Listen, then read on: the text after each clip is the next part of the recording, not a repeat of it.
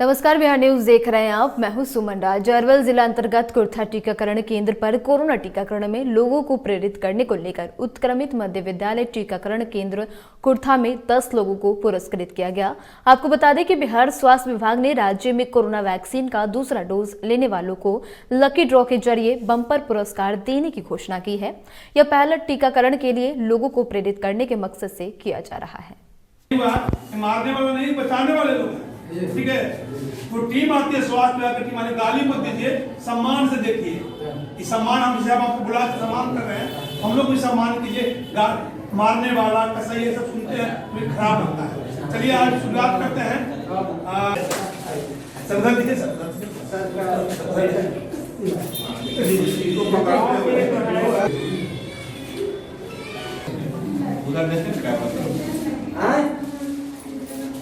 नालंदा में इस्लामपुर थाना क्षेत्र के बड़ई चक गांव में दहेज नहीं देने पर पति ने पत्नी और अपने 2 बच्चों को जहर देकर मौत के घाट उतार दिया। हालांकि ग्रामीणों में चर्चा है कि बार बार पति द्वारा दहेज की खातिर महिला के साथ मारपीट किया जाता था और इसी से आहत महिला ने अपने बेटे और बेटी के साथ जहर खाकर आत्महत्या कर ली। फिलहाल पुलिस पूरे मामले की जाँच में जुटी है। प्रतिदिन वो मारता था, पीटता था, इसलिए दहेज के लिए कुछ प्रोमगल था, समझ गए। और ये आने से आया लेकिन को अपने इनको खिला दिया दवा। किस चीज़ में मिलाकर दवा खिलाया गया था? सर पानी समोसे ने खिलाया था। आप लोग को घटना के पता कब चला? घटना का मेरा 6 बजे चला सर। तो ये बताइए क्या लग रहा है घटना कुछ है क्या? घटना के पीछे क्या लग रहा है, वो सच्चाई बात है क्या कि वो दवा देके मार दिया। घटना के पीछे कितने लोग को मारा है? सर 3 लोग का। कौन कौन है? एक अपने माई है, बेटी है, बेटा। तो मैंने क्या दहेज मांग रहा था कि मारपीट करता, क्या कहे? मारपीट करता था, कुछ दहेज के बारे में फिर करता था कि लाइए मांग के पापा से। डिमांड कितना था उन लोग का? 2 लाख। क्या नाम है आपका? मेरा निरंजन पासवान। पटना में न्यू एरा पब्लिक स्कूल की संचालिका डॉक्टर नीना कुमार को बिहार न्यूज चैनल की ओर से हमारे संवाददाता अजय ने शिक्षा के क्षेत्र में महत्वपूर्ण योगदान को लेकर उनके विद्यालय में उन्हें सम्मानित किया। सम्मान से गदगद शिक्षाविद डॉक्टर नीना कुमार ने कहा कि शिक्षा सबों के लिए महत्वपूर्ण है। शिक्षा का अलख जगाने के लिए वो हर संभव प्रयास करेंगी। आप खुद एक शिक्षाविद हैं, आपने चूंकि एजुकेशन सभी लोगों की जरूरत है, चाहे समाज के हर तबके, चाहे मध्यम वर्गीय हो या जिनकी आमदनी कम हो या अपर क्लासेस में, तो सबके लिए शिक्षा बेहद जरूरी है। क्योंकि शिक्षा हमारी रीढ़ की हड्डी है। क्योंकि बगैर शिक्षित हुए हम समाज को शिक्षित नहीं कर सकते हैं। तो मैडम, आपके शिक्षा के क्षेत्र में आपके क्या क्या किया गया?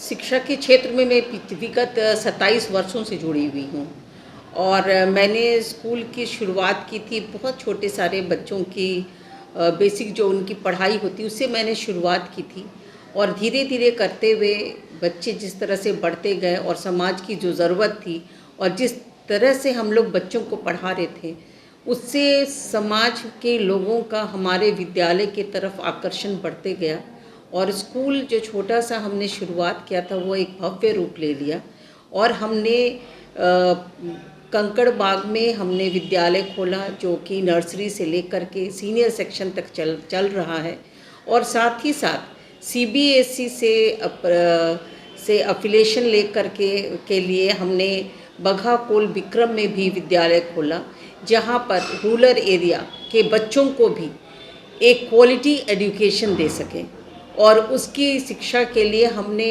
और सारी जितनी भी तरह की एक्टिविटीज़ होती हैं जो हमारी नई शिक्षा नीति हमें कहती है और हमारे जो टीचर्स हैं उनका प्रॉपर टीचर ट्रेनिंग प्रोग्राम्स जो चल रहा है उनमें उनका बराबर पार्टिसिपेशन करना, उनको प्रशिक्षित करना और ताकि वो बच्चों को सही तरीके से वो शिक्षा दे सकें, इसमें मैं बिल्कुल बहुत जुड़ी हुई रहती हूँ और बच्चों का सर्वांगीण विकास हो, शिक्षा का ये एक बहुत मूल मंत्र है कि वो एक अच्छे इंसान बने, अच्छे नागरिक बने और अपनी ज़िंदगी में, अपने प्रोफेशनल जीवन में एक अच्छा कुछ काम कर सकें।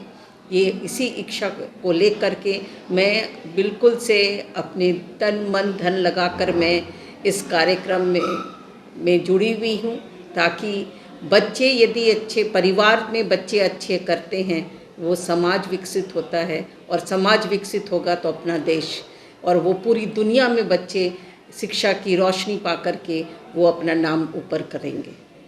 अररिया में आरएस पुलिस के द्वारा जब्त किए गए 11 ऊँट में से 1 ऊँट की मौत हो गई, जबकि पूर्व में भी 2 ऊँट की मौत हो चुकी है। कुल मिलाकर अब तक 3 ऊँटों की मौत हो गई है। आपको बता दें कि अररिया आरएस पुलिस के द्वारा चंद्रदई गांव में एक ट्रक से 11 ऊँटों को बरामद किया गया था।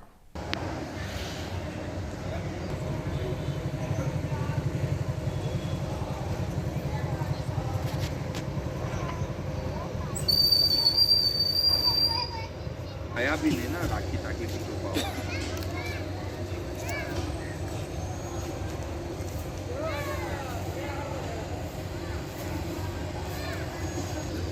अब 12 तारीख से यहाँ ऊँट रखा गया था, जहाँ पकड़ा गया था कहीं, तो जिस तरह का ऊपर टॉर्चर था उसका बहुत ही नाजुक हालत था, तो उसका ट्रीटमेंट सही सलामत होना चाहिए था, किंतु उतना ठीक से नहीं हो पा रहा था। सामाजिक तौर पर एवं अपना मोहिनी देवी ट्रस्ट तरफ से कुछ भोजन का 2 टाइम हम लोग व्यवस्था कर रहे हैं। कुछ यहाँ का नागरिकगण भी उसका सेवा से लगे हुए हैं एवं वेटरनरी डॉक्टर भी आते हैं, उसका कर रहे हैं, किंतु अभी तक 3 मर चुका है और 2 नाजुक है, किंतु इसका सही भोजन एवं सही ट्रीटमेंट आरो आवश्यकता है, ये जरूरी है। अपना परिचय संजय प्रधान है, यहाँ मोहिनी देवी चैरिटेबल ट्रस्ट के।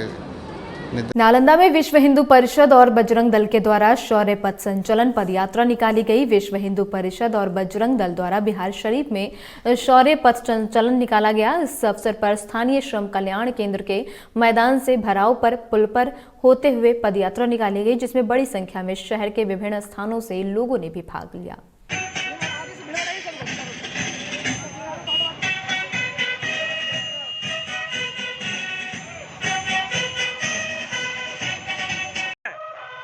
गीता जयंती सप्ताह के अवसर पर विश्व हिंदू परिषद बजरंग दल नालंदा द्वारा सौर संचलन का आयोजन किया गया है। हिंदू एकता का परिचय दिया जा रहा है। देश में जो भी हमारे कार्यक्रम है वो पूरे देश में किया जा रहा है। प्रत्येक जिला के मुख्यालय में ये कार्यक्रम आयोजित है। क्या उद्देश्य है इसका? उद्देश्य है हिंदू एकता, हिंदू राष्ट्र की स्थापना करना। क्या नाम हुआ? धीरज कुमार, पूर्व जिला संयोजक बजरंग दल नालंदा। औरंगाबाद में भीम आर्मी इकाई के द्वारा औरंगाबाद जिला के कुटुंबा प्रखंड में वोट नहीं देने के कारण 2 दलित भाई को वहां के पराजित मुखिया बलवंत सिंह के द्वारा जाति सूचक गाली गलौज दिया जाने का मामला सामने आया है। आरोप ये भी है कि उनके साथ मारपीट भी किया जाता है और ये घटना मानवता, संविधान और लोकतंत्र को शर्मसार करने वाली है। वहीं पीड़ित ने अपराधी पर जल्द से जल्द कार्रवाई की मांग की है।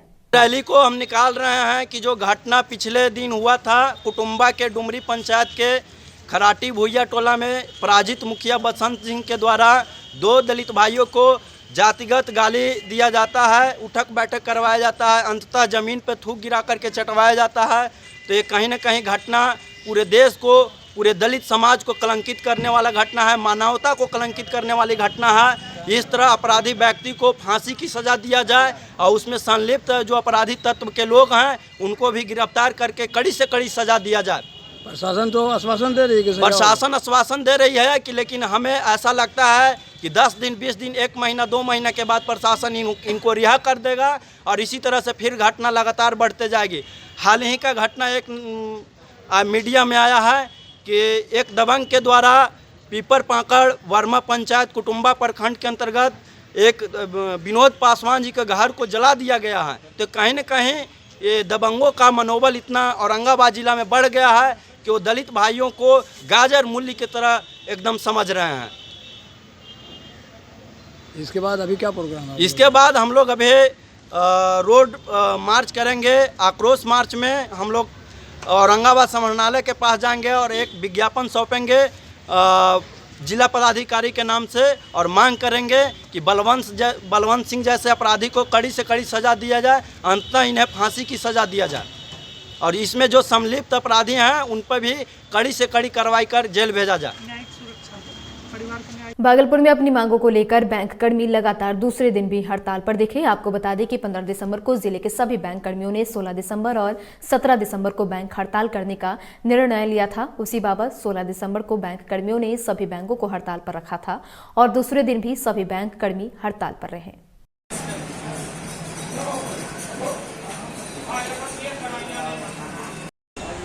बैंक हड़ताल आज क्यों किए गए? आज 2 दिन से सरकार के निजीकरण के प्रस्ताव के विरोध में 10 लाख बैंककर्मी 16 और 17 को हड़ताल का आह्वान किया। संसद में एक बिल पेश किया जा रहा है, बैंकिंग रिफॉर्म बिल, और इससे बैंकों का निजीकरण होने की संभावना है।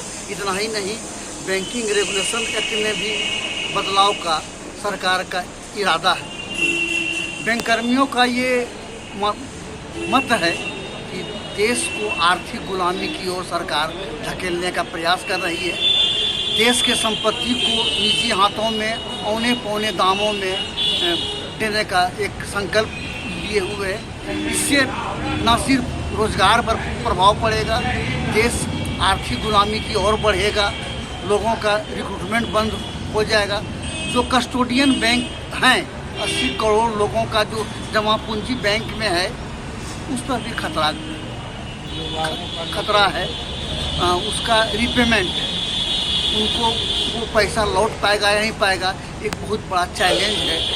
बैंक ने विगत 64-60 बरस में विकास के हर मुद्दे पर सरकार के हर एक योजनाओं को ईमानदारी से लागू किया है, लेकिन निजीकरण होने के बाद जब पूंजीपतियों के हाथ में ये बैंक चला जाएगा, इस बात का बहुत संभावना है कि वो सिर्फ प्रॉफिट कमाने के लिए बैंक करेंगे, रोजगार करेंगे। जो आम आदमी, जो मास बैंकिंग था, उस पर प्रभाव पड़ेगा और सरकार के नीतियों के कारण बैंक फिर क्लास बैंकिंग की ओर अग्रसर हो जाएगा। सबसे बड़ा दुर्भाग्यपूर्ण ये है कि जो पूंजीपतियों के पास जो बैंक का पैसा डूबा हुआ है, जो लेके वो बैठे हुए हैं, उसी पैसे से फिर वो बैंक को खरीदना चाह रहे हैं। ये बहुत बड़ा घालमेल है कॉरपोरेट का और सरकार का मिला सिंडिकेट है। अगर आम जन अभी भी इस लड़ाई में बैंक कर्मियों के साथ नहीं आए, तो आने वाले वक्त में एक पूरे हिंदुस्तान में ये बहुत बड़ा चैलेंज के रूप में उभरेगा। बैंकिंग व्यवस्था चरमरा जाएगी। जो आम आदमी का विश्वास है बैंकों के प्रति, वो ख़त्म हो जाएगा। रोजगार ख़त्म होगा, कृषि लोन मिलना बंद हो जाएगा, छोटे छोटे कामगारों को ऋण मिलना बंद हो जाएगा और बहुत बड़ी त्रासदी आने वाली है। इसलिए इस हड़ताल के माध्यम से हम न सिर्फ युवाओं को, किसानों को। और इसी के साथ इस बुलेटिन में इतना ही। तमाम अपडेट्स के लिए बने रहे बिहार न्यूज़ के साथ। नमस्कार।